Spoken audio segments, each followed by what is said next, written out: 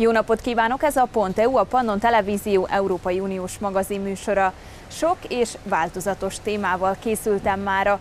Szó lesz például vasúti bérletekről, roaming díjakról, munkaerőpiaci helyzetről és meglepőnek tűnhet, de kínzó eszközökről is. Nézzenek minket!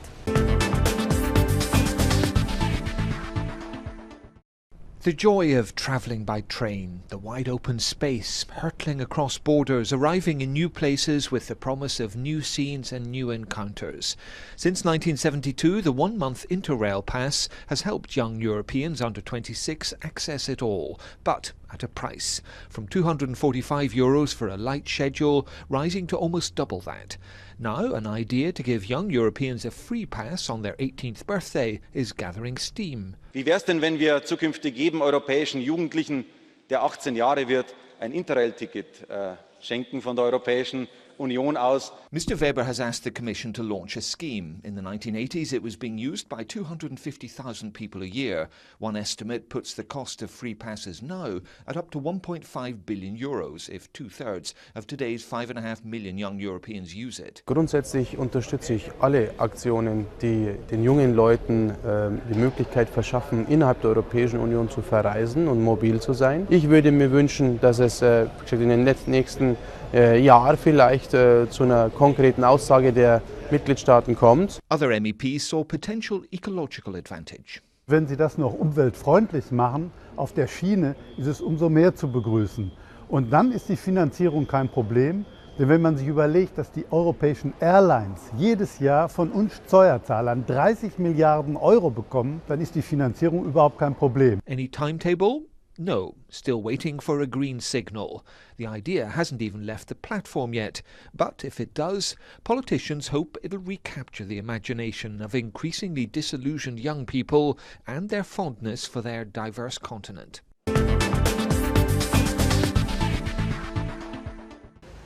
Az Európai Unióban már régóta azt tervezik, hogy megszüntetik a roaming díjakat, vagyis, hogyha külföldről telefonálunk, vagy külföldön fogadunk hívásokat, akkor ne kelljen pluszköltségeket fizetnünk. Persze az érdekek között van némi eltérés, a felhasználók azt szeretnék, hogyha nem kellene többet fizetniük, a szolgáltatók pedig nem szeretnének elesni a plusz bevételtől. Mutatjuk, hogy hol tart jelenleg az ügy. En junio de 2017 el roaming llegará a su fin. Pilar del Castillo, gracias por estar aquí. Hemos tenido muchísimas preguntas en Facebook. La primera, ¿habrá algún límite? ¿Quién va a evitar, por ejemplo, que alguien compre una tarjeta en Letonia y viva en el Reino Unido? Sí, no hay límites ni de voz ni de voto. No habrá más cargas de roaming, siempre que tenga un contrato con el país en el que reside o que tenga un vínculo estable en otro país, por ejemplo, un contrato de trabajo, por ejemplo, una matrícula universitaria, ¿no? Usted ha hablado de los datos de Internet. ¿Realmente estarán incluidos? ¿No habrá límites? Los datos no tendrán límite, igual que la voz. Todo dependerá del contrato que uno tenga. Lo que ocurre ahora es que, además de ese contrato, cuando uno sale fuera de su país y utiliza datos o utiliza voz, tiene una carga adicional, pero ahora no será así. Dará lo mismo que esas condiciones que tienes en tu contrato la utilices en tu país o la utilices cuando sales fuera por razones profesionales o por razones de ocio. ¿Y esto podría hacer que los operadores nacionales aumenten sus tarifas locales? Pues nosotros lo que hemos hecho ha sido establecer una cláusula de uso razonable.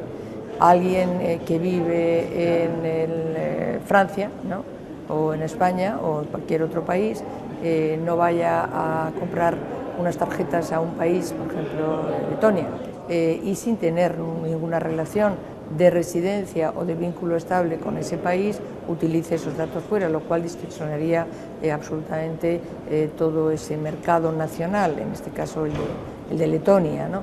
Y entonces, para evitar eso es para lo que existe esta cláusula de uso razonable que establece que al final el roaming es libre de cargas, tanto en voz como de datos. Esto implicará que el tráfico de roaming aumente en determinadas zonas. ¿Quién va a pagar precisamente el aumentar la potencia de las redes? Bueno, realmente la potencia de las redes por lo que están afectados no es tanto porque aumente el tráfico de roaming, porque el tráfico será pues más o menos similar al de ahora. Las personas no van a ir a veranear 6 meses porque las personas que están en edad laboral están trabajando. Lo importante y lo que tiene un impacto decisivo es que el consumo de datos cada vez es mayor. Y eso sí que requiere unas redes de alta capacidad en términos de velocidad y en términos de calidad de transmisión de los datos. Muchísimas gracias. Un placer. Fogy az európai zsidóság, nagyjából 2,5 évtized alatt 600 000 fővel csökkent a számuk. Miért van ez, és mit lehet tenni ellene? Nemrégiben erről szólt egy konferencia az Európai Parlamentben. There's rising alarm at the flight of Europe's Jews from the continent, not just because of recent terrorist attacks in Belgium and France and stabbings elsewhere, but also the rise of anti-Semitism. In 1991, the Jewish population in the EU was 2 million. 25 years later, it's 1.4 million. If Europe allows anti-Semitism to flourish, that will be the beginning of the end of Europe.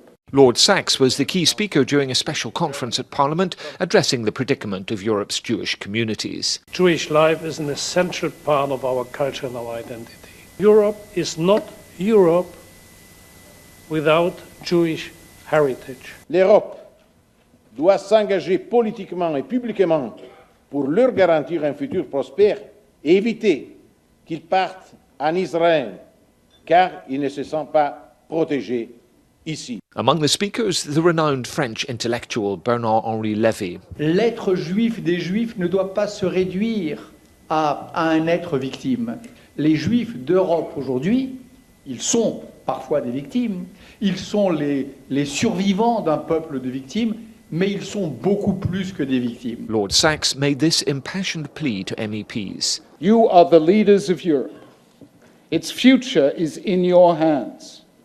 If you do nothing, Jews will leave, European liberty will die, and there will be a moral stain on Europe's name that all eternity will not erase. Stop it now, while there is still time. Thank you.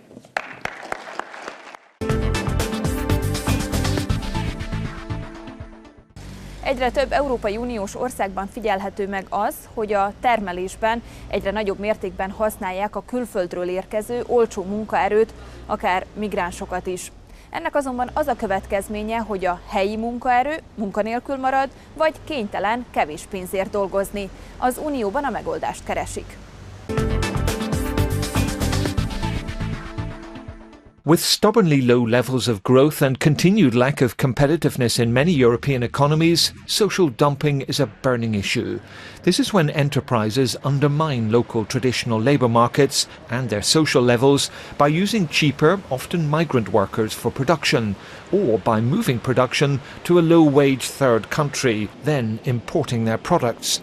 Ce sont les salariés qui font les frais de l'inaction de certains gouvernements face aux réformes structurelles à réaliser et face au dumping social qui existe malheureusement en Europe. Les entreprises doivent, pour se développer, bénéficier d'un environnement fiscal, social favorable et qui ne soit pas paralysé par les uns ou par les autres. At September's plenary session, MEPs argued social dumping leads to big distortions of the single market. They want such measures as letterbox companies, which injure the prospects of SMEs, banned. How is it possible to realise reindustrialisation when we are dealing with so many free trade agreements that are offering so many advantages to other countries from the whole world, and it's even cheaper to produce in those countries instead of producing inside the European Union. They want increased domestic and cross-border labour controls and inspections and better information exchange. L'Europe dit qu'elle veut du progrès social, alors maintenant il faut que l'Europe le fasse. This is what's known as an own initiative report, which can only encourage the Commission to act, not force it. Intelligens városok, minőségi foglalkoztatása az Európai Unió régióiban. Ezek a közeljövő kiemelt céljai. De mit jelent az, hogy intelligens város, hogy minőségi foglalkoztatás, és hogyan lehet mindezt elérni? A következő összeállításból megtudhatják. With ever greater pressure on budgets comes ever greater scrutiny of the way they're spent, especially on the big number EU-backed infrastructure, educational or social projects. Smart, connected, innovative and cross-border are the keys to success, according to a parliamentary report into ways to improve results. Es la aplicación de la innovación, del desarrollo tecnológico, también de la investigación en cuanto a la realidad económica de cada región. Y hablamos de administraciones, pero también hablamos de la ciudadanía, de las universidades, de las empresas que pueden aportar todos sus criterios en aras a conseguir estos objetivos. Regional development funding aims to bring economic and social parity to all members of the European Union. At 43%, it swallows a big part of the budget. Countries joining in 2004 and beyond have been the main recent beneficiaries. So how might this smart thinking actually look? Hablamos, por ejemplo, de una ciudad inteligente, estamos hablando de un transporte público que sea menos contaminante, más sostenible, un transporte público mucho más racional, que puede existir en estos momentos. Hablamos incluso de la iluminación. Mr Valcarcel's report is on Parliament's own initiative, so doesn't bind the Commission to action. Nonetheless, its focus on regional development as a driver of high-quality employment and intelligent city building makes it hard to ignore. Libanon, Szíria közvetlen szomszédja. Nem csoda tehát, hogy a háború sújtotta övezetből tömegesen érkeznek oda menekültek.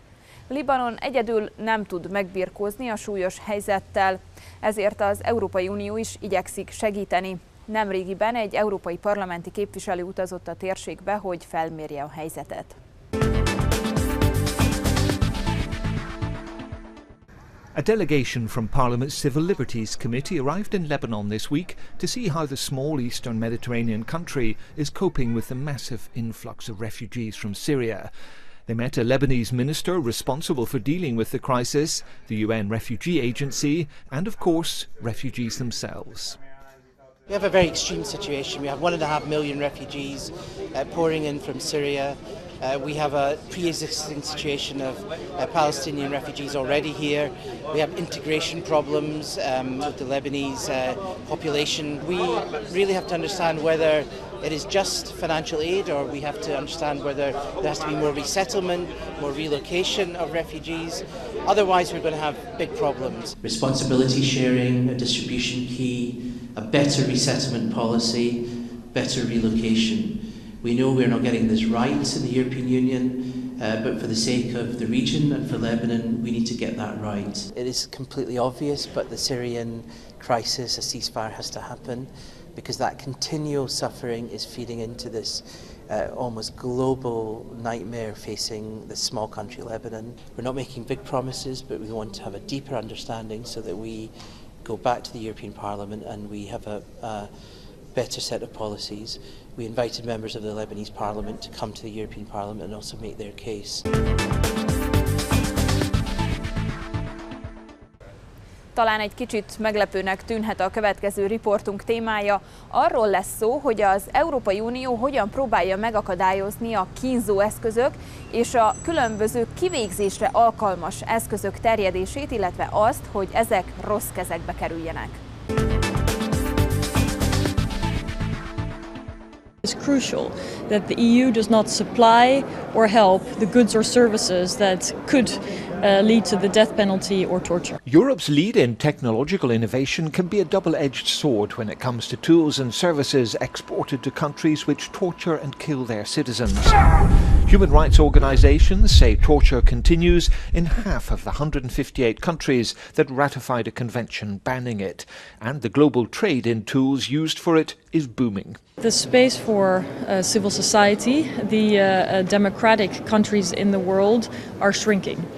We've just seen that press freedom worldwide is also diminishing, and so we as representatives in open societies and democracies have to be very vigilant. EU law binding on all member states was agreed in 2005, but despite changes since, many loopholes remain.